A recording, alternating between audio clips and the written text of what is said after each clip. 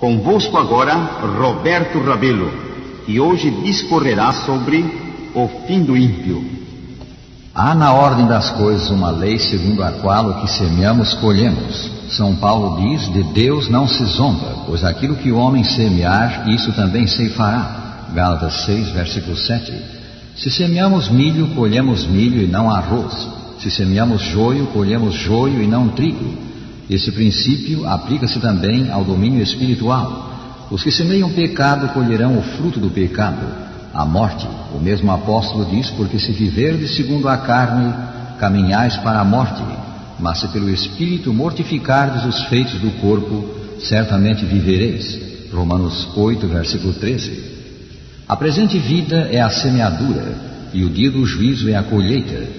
Se bem que em parte colhemos os frutos da semeadura já nesta vida, é no dia final, no dia de Deus, que a plena colheita será alcançada. Haverá dois destinos, dois fins, o fim do justo e o fim do ímpio.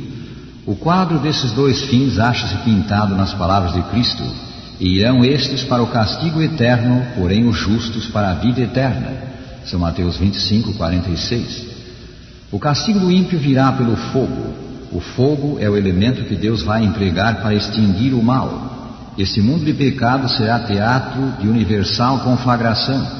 A Escritura diz: mas o dia do Senhor virá como ladrão de noite, no qual os céus passarão com grande estrondo, e os elementos ardendo se desfarão, e a terra e as obras que nela há se queimarão. 2 São Pedro 3, versículo 10. O mesmo quadro é referido por São João no Apocalipse e chamado Lago de Fogo. Escreveu ele: deu o mar os mortos que nele havia, e a morte e o inferno deram os mortos que neles havia, e foram julgados cada um segundo as suas obras. E a morte e o inferno foram lançados no lago de fogo. Esta é a segunda morte. E aquele que não foi achado escrito no livro da vida foi lançado no lago de fogo. Apocalipse 20, versículos 3 a 15. Notemos: o lago de fogo existirá depois do juízo. O castigo do ímpio virá depois do julgamento divino. Será sem fim o sofrimento do ímpio, arderá ele através da eternidade. As Escrituras ensinam que as suas penas não serão eternas. Não seria justo sofrer um homem a eternidade inteira por males praticados durante sua curta existência no mundo. Não haveria relação entre a culpa e a pena. Tão grande desproporção entre o pecado e o castigo implicaria vingança divina, e isso destoa da ideia de Deus que nos dão as Escrituras.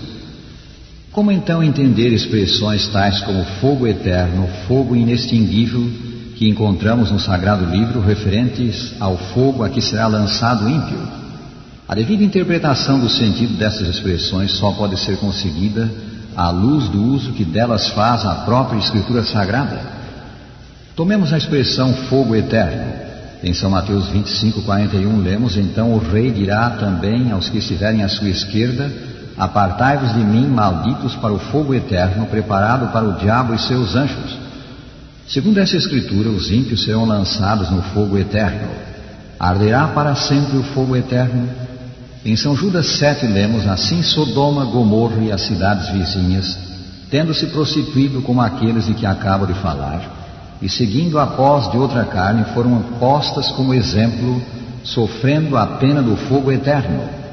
Notemos: Sodoma e Gomorra sofreram a pena do fogo eterno. Foram totalmente destruídas, mas não continuaram queimando. Com efeito, alguns sábios creem que o sítio delas está hoje coberto pelo Mar Morto.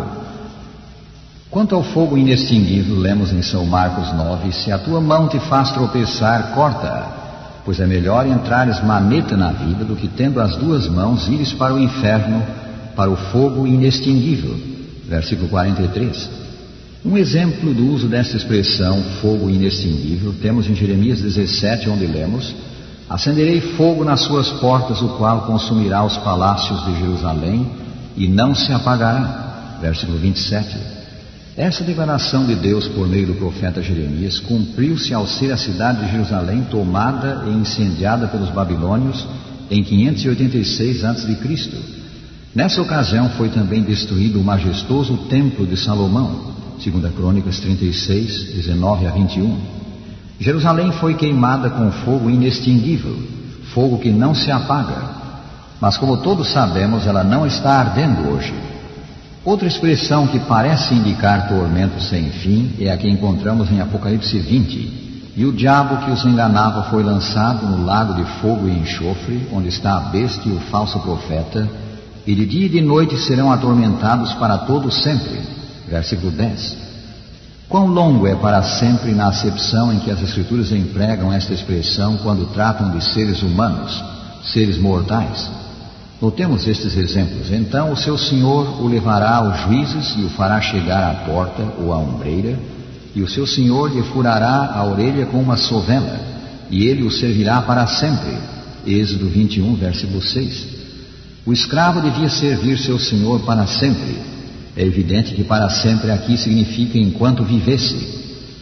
Escrevendo a Filemón sobre o servo deste, Onésimo, que fugira de seu senhor, mas tornando-se cristão, decidiu voltar ao amo, São Paulo diz: pois acredito que ele veio a ser afastado de ti temporariamente, a fim de que o possuísses para sempre.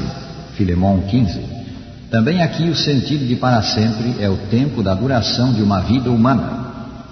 No Novo Testamento, a palavra eterno e a expressão para sempre vem do substantivo grego aion ou do adjetivo aionios.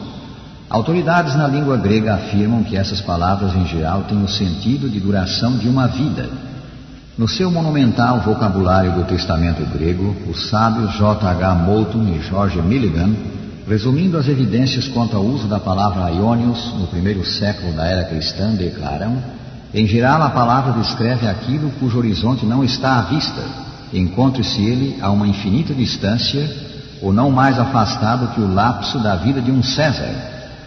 Por sua vez, o arcebispo Trench, na sua autorizada obra Sinônimos do Novo Testamento, afirma quanto à palavra aion: no seu sentido original, ela significa tempo curto ou longo, em sua contínua duração. Frequentemente, no grego clássico, a duração de uma vida.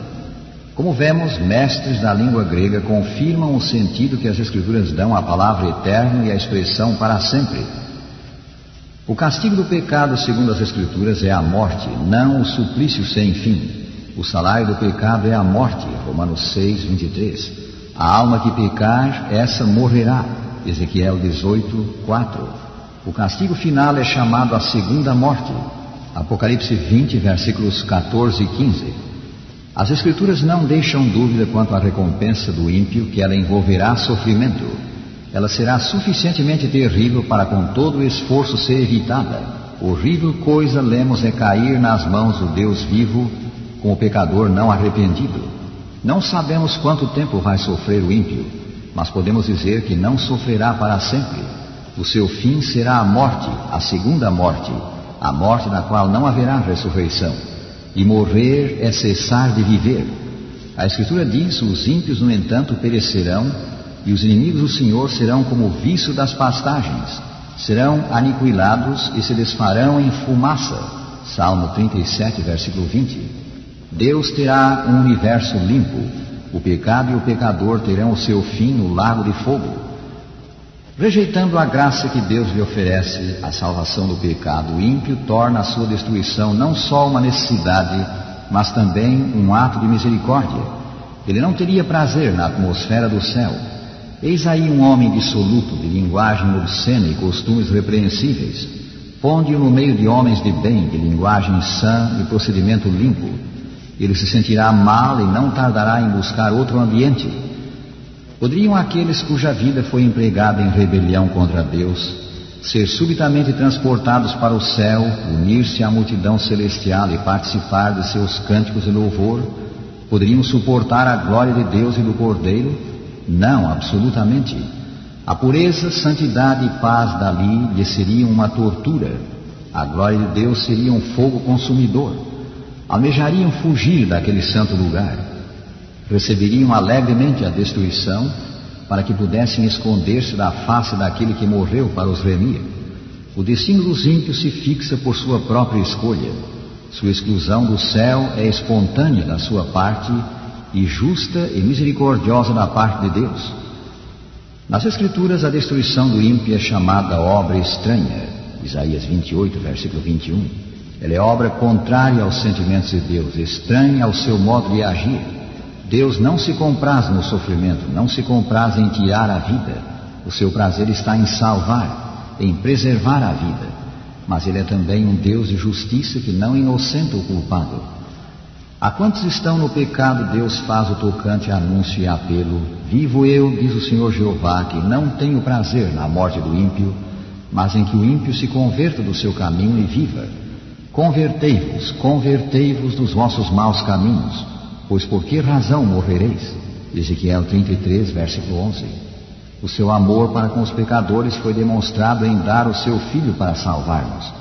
Mas Deus prova o seu amor para conosco pelo fato de ter Cristo morrido por nós, sendo nós ainda pecadores. Romanos 5, versículo 8. Quão maravilhoso é Deus, quão digno de ser amado, obedecido. E este Deus de amor está interessado em ti, rádio ouvinte, para te fazer seu filho. Ele diz: eis que estou à porta e bato.